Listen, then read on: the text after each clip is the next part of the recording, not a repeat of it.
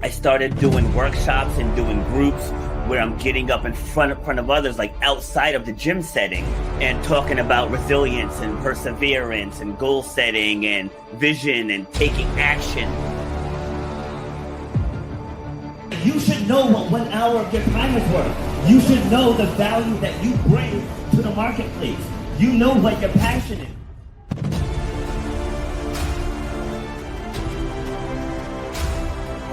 Starts with clarity of vision.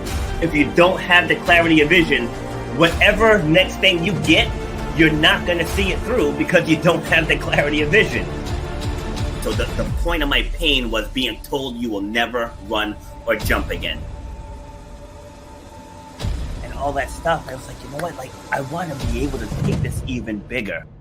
To know why you do what you do, you have to know how to charge for what you do. That's how you're going to change your life, and that's how you're going to leave a legacy for your children and your family. You got to know your worth.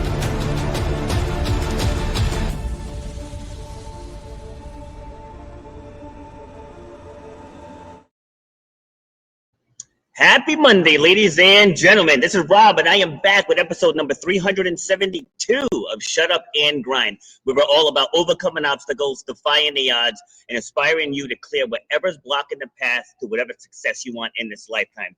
So as you see behind me here, about empower, inspire, ignite, and unleash. I bring guests on from all over the world. I've had guests from 6 of the 7 continents. Someday we're going to get an internet connection in Antarctica, and I'm going to get somebody from there too. But this show is about you. What are you dealing with in your life? What are you struggling with? What's something that you just can't seem to get to the other side on? And that's why I started this, because I was told, as you heard in the intro, that I would never run or jump again.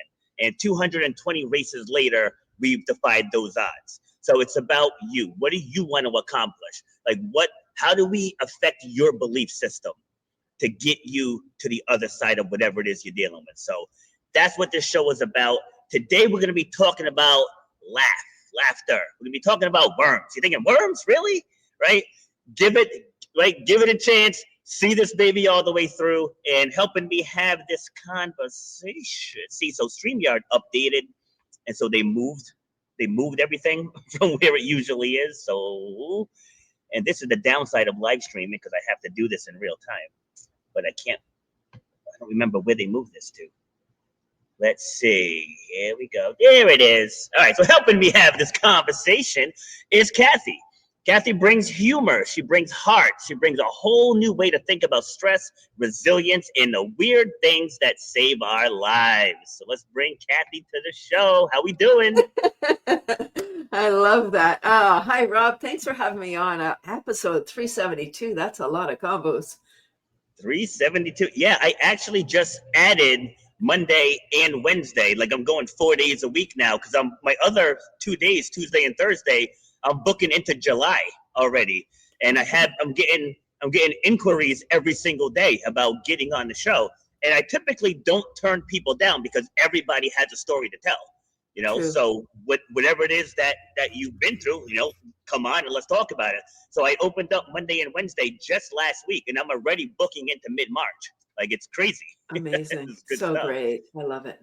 Yeah, it is. All right. So where are you joining me from? I'm located just north of Toronto in Canada. Oh, another Canadian. Let's go. All right. Are you originally from there? I am. I'm actually from Toronto, and I moved out because I couldn't afford to live in Toronto. Oh, sounds like our big cities here. Right? Like, I'm in Rhode Island, but I live in the country. So I lived in the city for a little bit, but nope, back in the woods where I grew up. Beautiful. All right. So let's dive in then. So before we get going, I want to know, who is Cathy? How would you describe yourself? I would say I am loving and lovable. I'm heart-centered. I'm a connector, and I'm a philomath. I love to learn.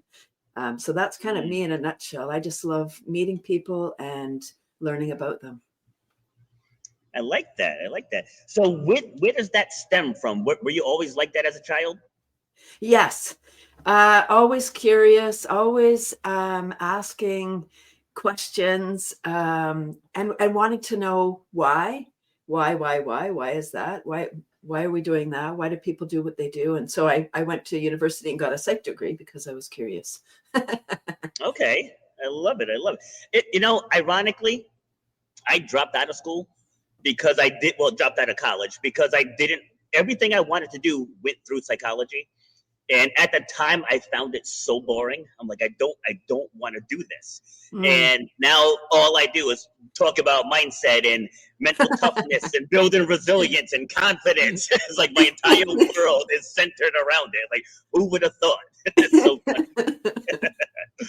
All right, so you get your psych degree. What was your first career choice?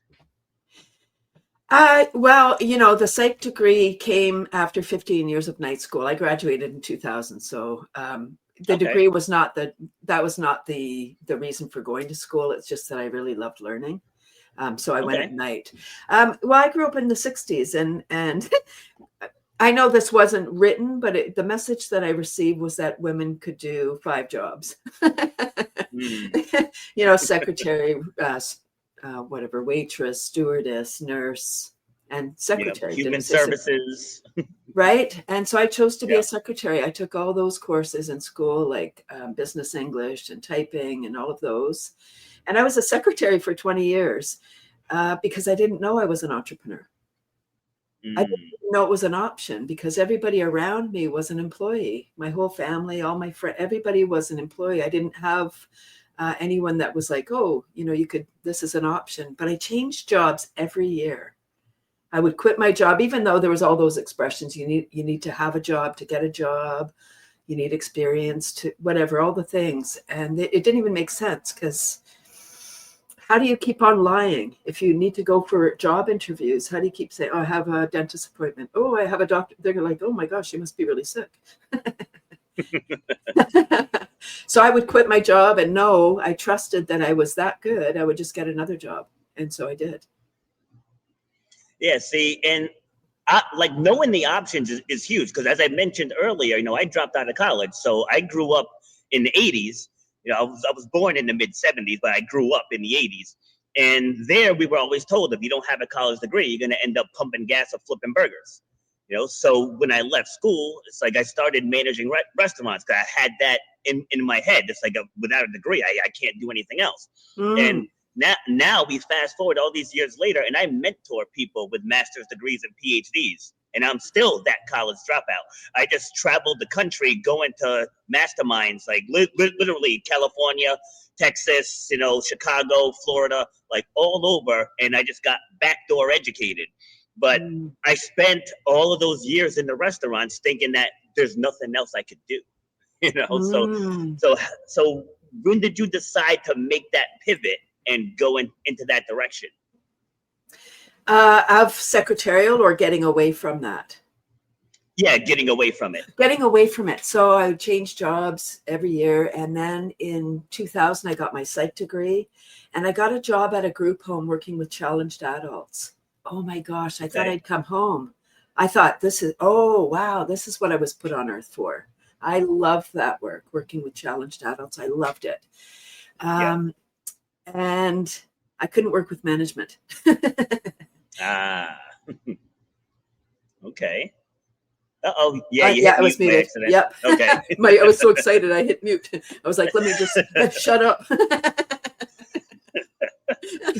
Oh Lord. And so I got this job at the group home, and if I just go back to when I bought my house in 1993, I moved out of Toronto, bought my house. I couldn't wait to start gardening and composting. So when I got the job and in 93, a teacher friend asked me to look after her worm bin for the summer. Okay. Yeah. Okay. I didn't want worms in my house, but I knew the value of the compost. I knew the value of the worm poo. So I took on the challenge because I think we should try things. People will tell us all the time, oh, you won't like that. Just give me a list then, right? And so I won't bother wasting my time on those things. No, try things, people. Yeah. And so I took on the challenge. That summer was awful. I had a house full of fruit flies. And by the end of the summer, I kept the worms alive for my friend. I got the black gold and I said, I'm never doing this again. Okay. Fast forward to 2000, I get the job at the group home. They don't compost. they have 10 homes and a farm. And I'm like, oh my gosh, people don't connect what they do. Like they're creating all this food waste and then they're paying a whack of dough to get rid of it. Right. Yeah. Because the food waste it's the devil. Yesterday, it was yesterday's dinner, but today it stinks and attracts food, rodents and flies and whatnot. And I approached management about composting. I said, like they had a farm, they had a vocational program where the clients would come and do odd jobs. And they said, we don't need fertilizer because we have cows. I was like, what? When you know something as an entrepreneur, you have all this insight into your industry or what you're passionate about. And I thought that everyone knew what I knew. Like, how could they not? We all have access to the internet. True. I also used to think that if I Googled something and you Googled something, we could get the same results. So I guess we're all naive in a certain way. True. Very true. And the greenhouse manager said, what about vermicomposting? Have you ever done something, Rob, and you were all excited and then it didn't work out the way you thought it was going to work out?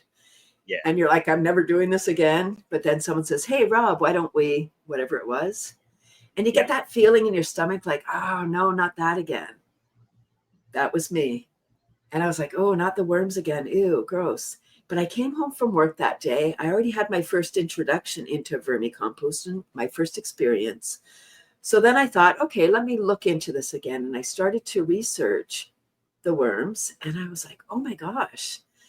Because I came to it from a different level. Like when we read a book for the second time, we're in a different place in our life and we've read the knowledge once already. So we get different insight.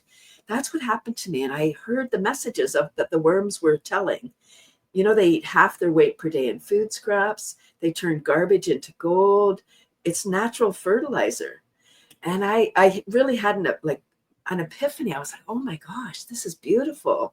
And I heard that the average family produces a ton of organic waste in a year, and that a pound of worms and their descendants could transform a ton of organic waste in a year. So I thought, wow, every family needs a pound of worms. And I'm just the one to put a pound of worms in every house. All right. So you turned that into a business? I did 23 years ago. No kidding. Wow. Selling worms by the pound. All right. Yeah. So talk me through it. So, I mean, you just touched on it a little bit, but like, when did you realize that you could do something bigger with it? Okay. So back to the group home, I got injured at work and I came home and I was stressed. Like, oh, how can I do my job? I felt ineffective at work because I got injured by one of the clients. So I came home, there was an ad in the paper. I totally trust the universe. I really trust that what comes my way, what is placed in front of me is meant for me. And I came home, there was an ad in the paper when we used to have little local papers. We don't anymore. And it said, are you a woman? Do you have a business idea? And I was like, yes. So this was a business course to write a business plan. And I turned to my husband. I said, I'm quitting my job. I'm taking this course. I'm going to start a worm business. Hallelujah. And so it was. And I took the course, started my business 2002. And in 2002, a few things happened. The landfill for the Greater Toronto Area filled up. And although Canada is second largest country in the world, we couldn't find a place to site a new landfill. And we started to export our garbage to Michigan. Whoops. Okay. Ooh, sorry. I'm laughing because I'm embarrassed. I think it's really irresponsible for us to ship our garbage around. Send it away like there's somewhere else that it can be, like it's someone else's problem. But of course, it's still our problem. Sorry. Just make that make sense. So as big, I'm just picturing Canada on the map, and as big as Canada is, they couldn't find any space. But in retrospect, Michigan's like that big compared to Canada, right? And so, like, how does that even make sense? How does that happen? Okay, well, a few things. It's the decision makers, the kind of the government of the time. So Michigan was the automotive capital. Ford, GM, Chrysler all had their headquarters there. Of course, we know what Yep. happened. Everybody started making cars, even Ontario. Yep. And Michigan lost their industry. So they're like, I know it didn't go like this, but I imagine the meeting was like, oh, we need a new industry. What can we do? Everybody creates trash. Let's be the trash capital. Michigan is the trash capital. They used to be the automotive capital, right? The American dream. And now they're Yep. the trash capital. It's a different feel. And it's just, it's really literally a business transaction. And Canada or Toronto area was not, because government doesn't think, they don't have any foresight. They're just like, they have their 3 or 4 years that they need to make their mark. And they weren't, you know, it's like, oh, we had room for the garbage trucks today to empty their load. We'll worry about tomorrow. So they weren't thinking that is going to fill up one day. Yeah. And when it filled up, it was like, oh, now what? And Michigan was willing to accept our garbage for cash, trash for cash. Shame on us, shame on them, not the people, the government. And so that's kind of how that came about. Simply a business transaction. That was a really bad one. Okay, so I want to circle back to your conversation with your husband. So you tell him, I'm going to start a worm business. What was his initial reaction? Yes, dear. No, really? Okay. Really? No further questions? You know, we've been in a long term, we've been together over 40 years. And thank you. And happily, I would say even blissfully married. We've traveled extensively. We're now in the worm business for 23 years together. My husband is a trained laughter leader too. We're walking this path together, and I'm strong-willed, and I get ideas, and not that I'm unstoppable. Yes, I am. I'm unstoppable. There you go. I am. But when I get an idea, you know, it's kind of hard to stop somebody. Like, why would you get in the way when somebody has so much passion about something? And he thought it was a great idea. And, you know, a little caveat to that, I started my business. My husband was gainfully employed, and I had the safety net that, oh, if this doesn't work, it'll be fine because we still have income. So I really have incredible, tremendous respect for single parents who also become entrepreneurs. It's that added element of, wow, I have to not only provide for myself, I have to provide for my children as well. See, and that's a great way to make it work. So one of the women here at the gym, like you can't tell with the background, but I'm sitting in the gym right now, and she's been wanting to make a pivot in her career choice she's been with me almost 10 years now. So probably 9 out of the 10 years she's been complaining about her job.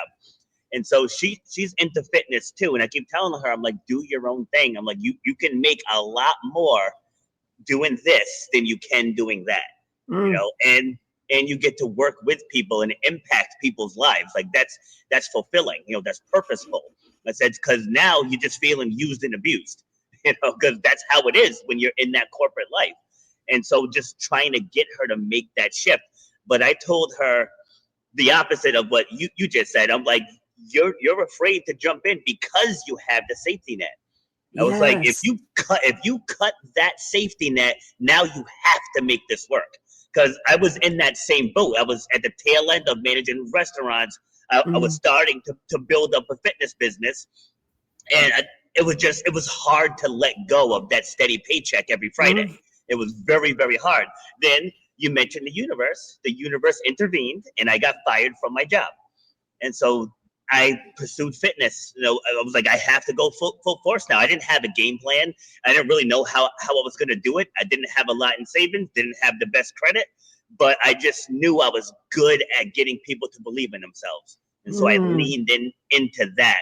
So I want to know the exact moment, right? The exact moment. I know it was a long time ago where you knew you had to run with this worm business. I was all in right from the beginning. When as I was learning about, you know, the worms and the magnitude of what they do, you know, they're the original alchemists. They turn garbage into gold. And in North America, we've destroyed the soil. So I knew when I took that course, when I started my business, the landfill closed. I had a solution. 6 million people in the Greater Toronto Area. I had a solution for the condo dwellers, the people that didn't have space for outdoor composting. I had a solution for them to do composting inside. And it's fine if you live in a house too. So I knew I was all in right from the beginning. I didn't want a job. I didn't want a safety net. I didn't want to have a full-time job and just do this on the side. I was doing this. This is what I was doing. It had to work because the universe needed it. And that was part of my challenge is I didn't have any entrepreneurs that I could, I did take that course. So I did have mentors in the course. I didn't have any examples in life. So I just was like winging it. And I thought that my passion and my energy and my enthusiasm and my knowledge about this would convince people. And I have a psych degree, so I'm curious. I would have a table wherever I could, educating people like, oh, this is so great.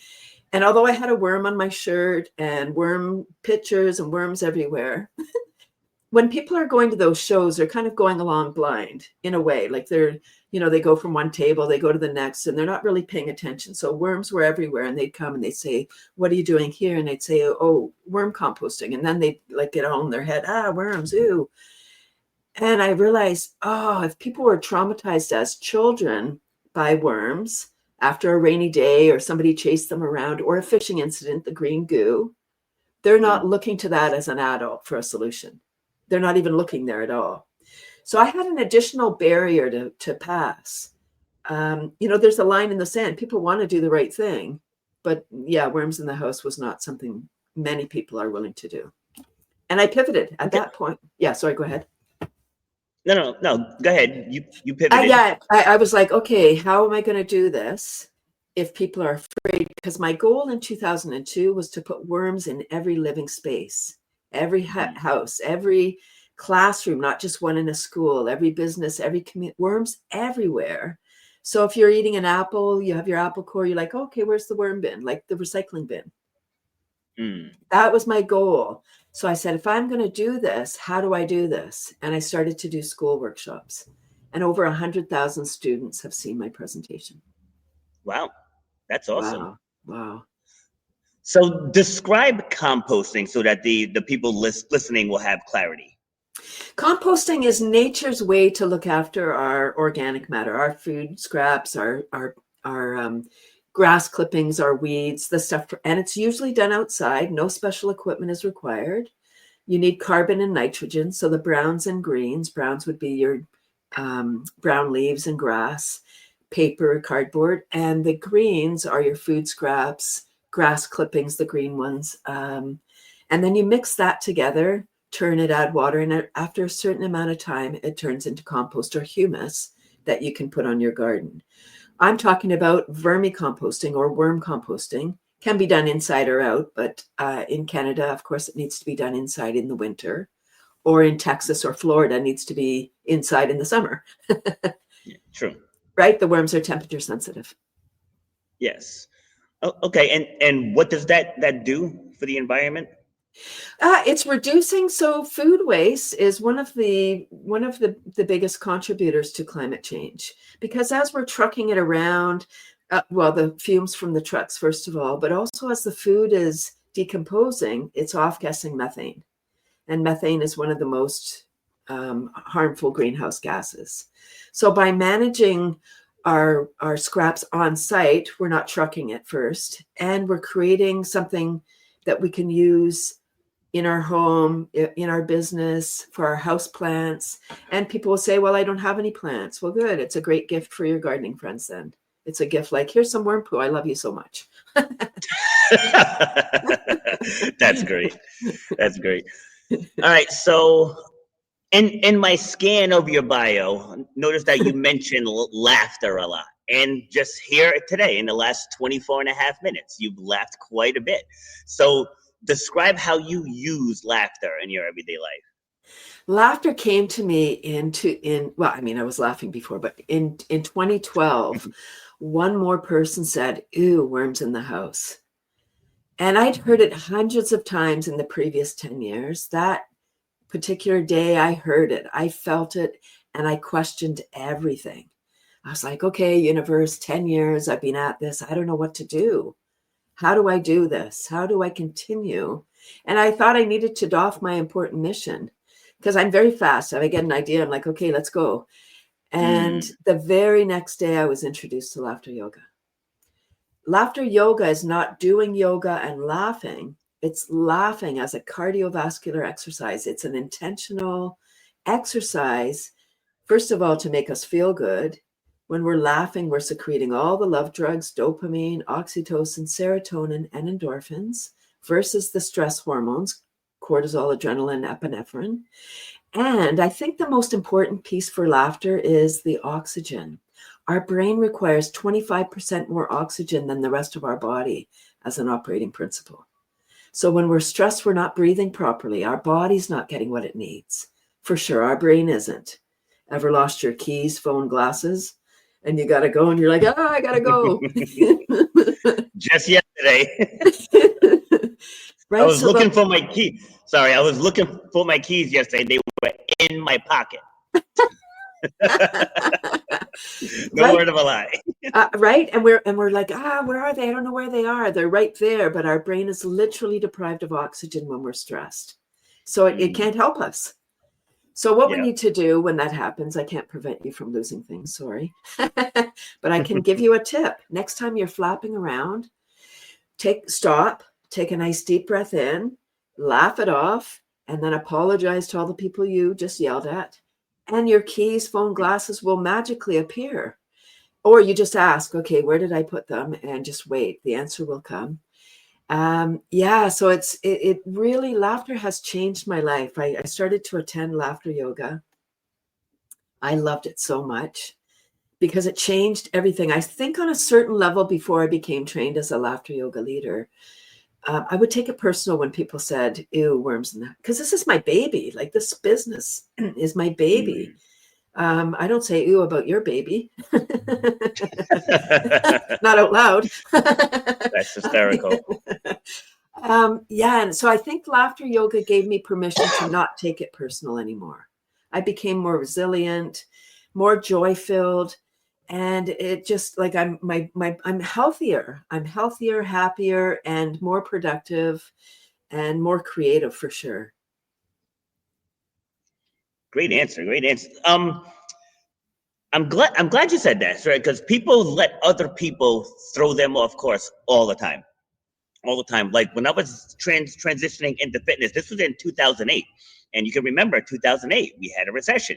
And everybody was in my ear, family members, coworkers, like, you're crazy to do this now. How are you going to do this? You don't have a business background. You don't this, you don't that.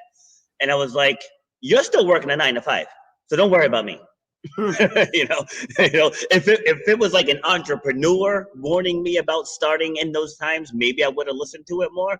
I was like, but you're doing your thing. Let me do my thing, and we'll figure it out. Like, you just keep your eye on the prize and you figure it out, right? Because like I know you said you want worms in every single household. For most products, that's just not feasible. It's like, I would love to say I want to train everybody in the town to be Squamish, Rhode Island. It's not going to happen.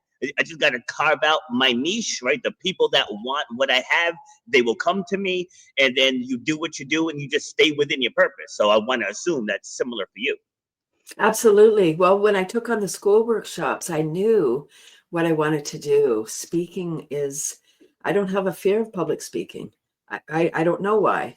A lot of people do, and I don't. So that filled me up, just doing the school workshops, seeing the expression on the children's faces. Because again, we're talking about Toronto mostly, large urban center. It's a concrete jungle. You imagine like New York or any large center, Chicago, lots of condos and concrete places without a lot of green space. Many of these children have never even seen a worm, never mind held one. So at the end of the workshop, we set up a worm bin. The students do, which is so fun, hands-on. They get their hands dirty. Although that's another whole thing. A lot of kindergarten children are like, ooh, I don't want to get my hands dirty. What? Yeah. Yeah, you do. A lot of adults are like that.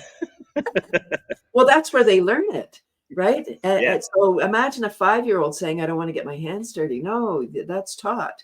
Yes, you do. Jump Yeah. in. And I so love it.